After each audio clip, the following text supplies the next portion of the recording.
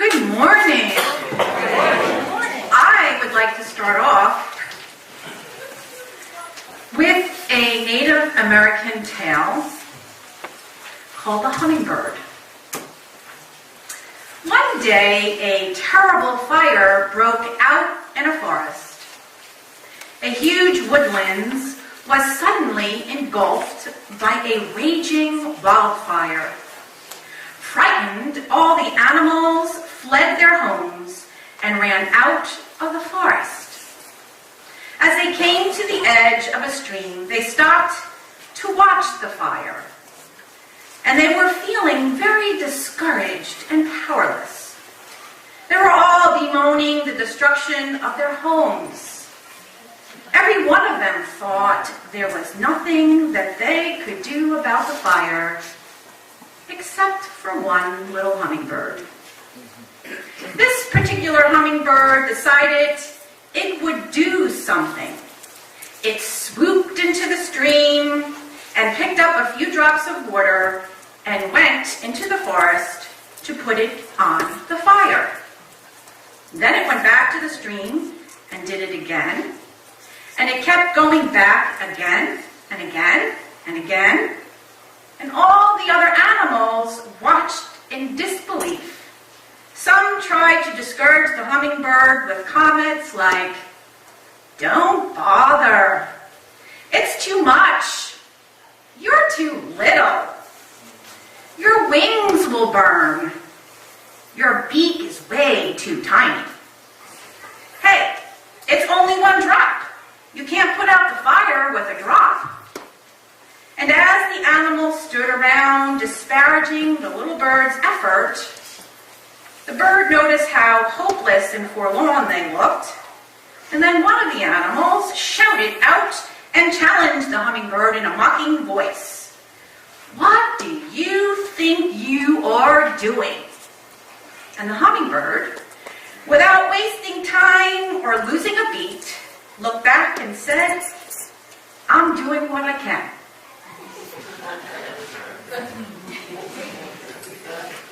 I'd like to dedicate that Native American fable to a wise elder named Blanche, of this community, named Blanche Krugner. Now, for those of you who don't know Blanche, she's pint-sized, but she is mighty. Yes, she is. And January came in with a bang for her. She has been either at a hospital or at a rehabilitation center since a day or two after New Year's. First, she had a fall in which she had a terrible injury to her eye that affected her sight. And the fall, she realized, because she was recovering from a cold, and she didn't realize that she had pneumonia, which led to her weakness and to the fall as she was going for a walk with her son Lawrence. And as she recovered, about a week and a half ago, she had another fall and had to have last week emergency surgery on her elbow. Now, through the period of the month, I've been making many visits to Blanche. And I can tell you, with all of that going on in her life, she does not spend her time with me complaining, feeling sorry for herself. She asks me, "How am I doing?" She's worried if I come to see her on my day off. She wants to know how my boys are doing. She wants to know how Unity by the Shore is doing. Yes, we have heart-to-heart spiritual conversations about the changes that are taking place for her and decisions that she is faced to make. But on this last visit that I had with her this past week, what was most alive for her was, "You know, Angela, I know that there's things that I'm adapting to and that are changing, that come." She says, "But I want to make sure as I go through all of these changes in my life that I live with purpose.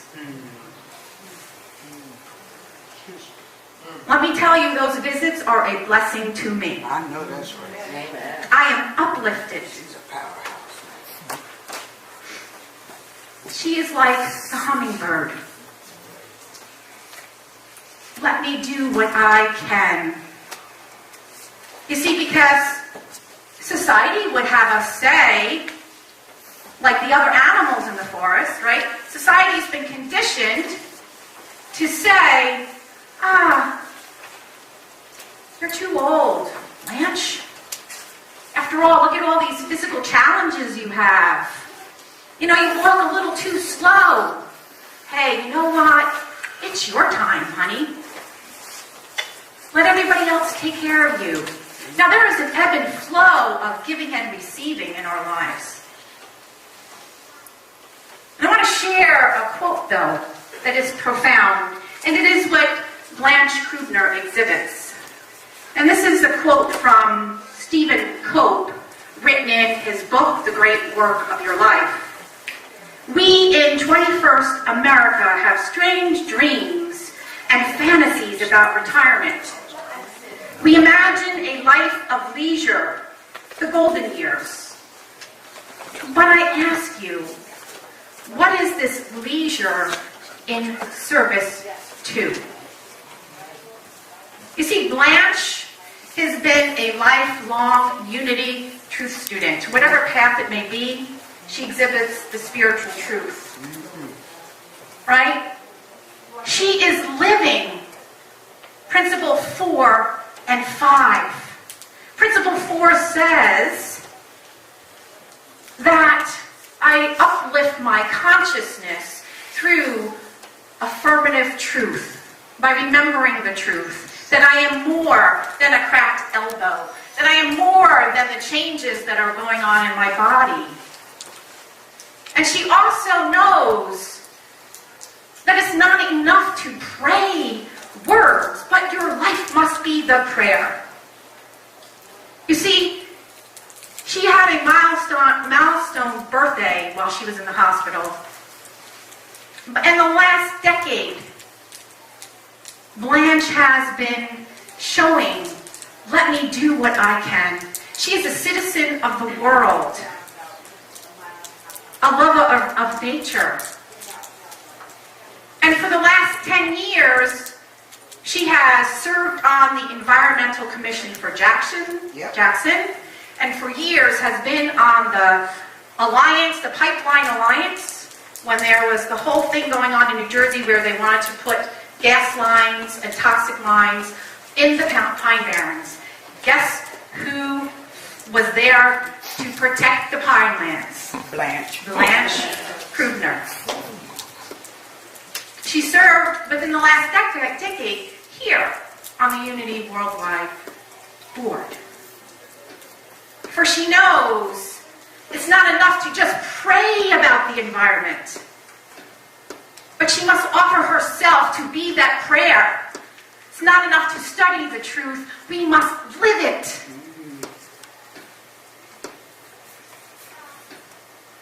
And she also lives the knowing that in order to reach our Christ potential, our Buddha potential, our Dharma potential, by whatever name we call, that enlightenment, that we do not just seek our own enlightenment for self, but for the greater good.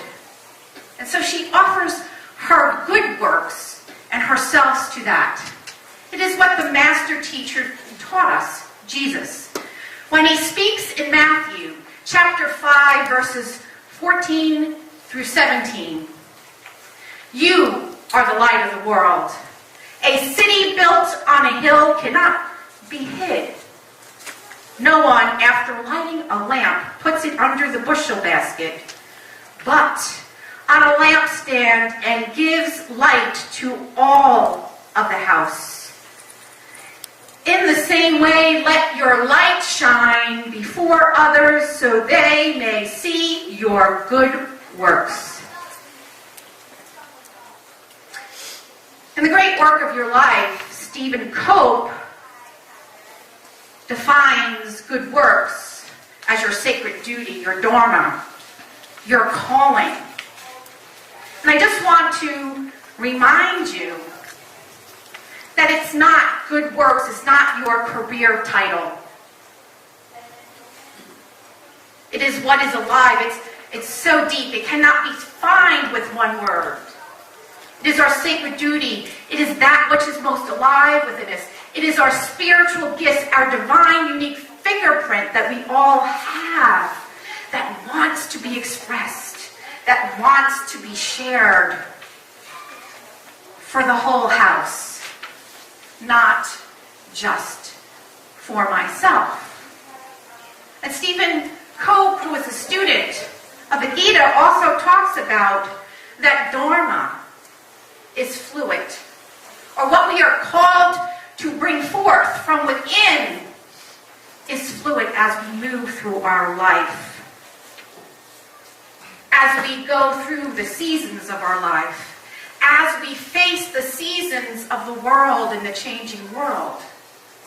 And he shares that you cannot reach full maturity of dharma, or if you want to call it our Christ potential, or Buddha potential, until we offer it to the world.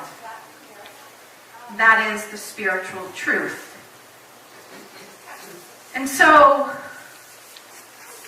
we are called to be a hummingbird, like Blanche, like many masters, like many of you, whether it's delivering the quarts of soup here, bringing that light.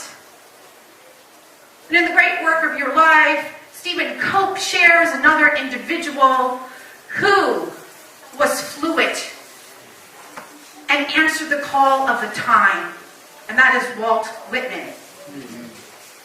Walt Whitman, many of you know, is a famous 19th century writer, poet, essayist. And some of you may not know that in his day, when he first started writing, like Thoreau that I spoke of last week, he was seen as a loner, a loser, a weirdo, a sexual, this is different than Thoreau, but a sexual invert. It's what they termed for homosexual at the time. And he was criticized for his writing that they were seen to be too obscene and sexually overt. What you also probably may not know, unless you're reading the great work of your life, is that his greatest calling, he feels, was not his writing.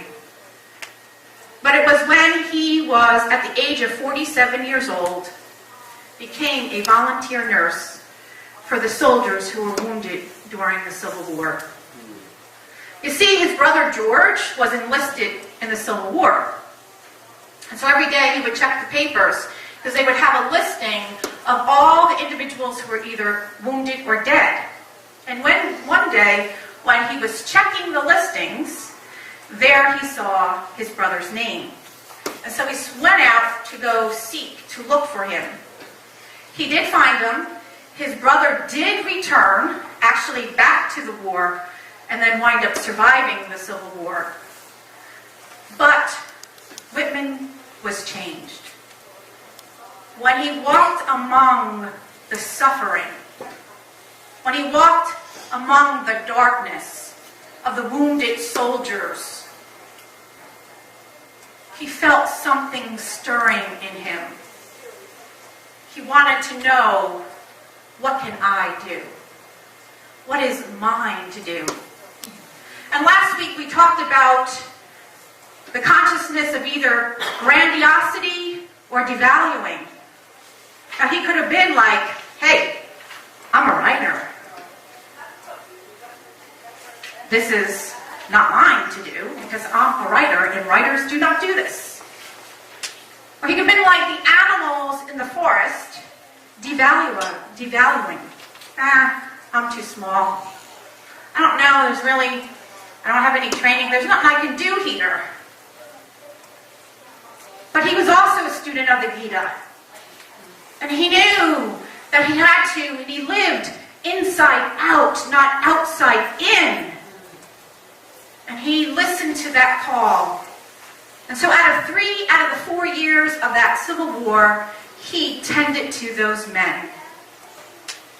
He gave of himself, as he wrote 10 years earlier in The Leaves of Grass, when he said, I do not recite a poem or an essay, I give of myself. Little did he know that was the foreshadowing of what would come. And so not only did he bring cigarettes and writing paper and candy and other treats to the wounded men, but he sat there. He offered his gentleness, his tenderness, his loving, kind spirit. He used his words to caress the souls of those who were healing or who were dying. In essence, he became the poem. He became his poetry. And he offered it to the world. And he was forever changed. But it didn't stop there. When he came back, he was like, again, just so torn by the darkness and wanting to know what he can do. So he started to write about it. He wrote articles, he wrote poems, he wrote essays, and some of them were compiled into a work called Drum Taps. And what his desire was through his spoken and written word, was to help to seek what the meaning was of what we were fighting over. This right or wrong, the others as the enemy. And what he wrote about was that we were fighting for the soul of our nation. Does it sound familiar, guys? And in another piece, Retrievements Out of the Night, he was a very good friend of Abraham Lincoln, him and his partner. And after Lincoln's assassination, he wrote Retrievements Out of the Night. And here's just a little excerpt I share. I see behind each mask that wonder a kindred soul. Oh, the bullet could never kill you, kill what you really are, dear friend, nor the bayonet stab what you really are. The soul yourself, I see, great as any good, as the best, waiting secure and content, which the bullet could never kill, nor the bayonet stab, oh friend. And let us know that our bullets can be our words, that they can be our actions. We get to choose who we are being. Is our life a prayer? Is it a poem of our highest selves, or something different? And in the great work of your life, Stephen Cope says that Whitman's poetic genius could never be just for himself alone. His deeper gifts revealed themselves when put in the service of the times and of the greatest needs. Having been put in service to humanity, his gifts were ennobled, transformed. His words helped to turn the dark wounds of the Civil War into a kind of transcendent light. And so let us all, my friends, be moved. Let us be moved by the hummingbird. Let us be moved by Blanche Krubner, and many of you who give of yourself. And let us be moved by Walt Whitman and use your light, your dharma, your sacred, unique gifts, not only in service to yourself, but to the world. For you are a light on the hill. Namaste. Namaste.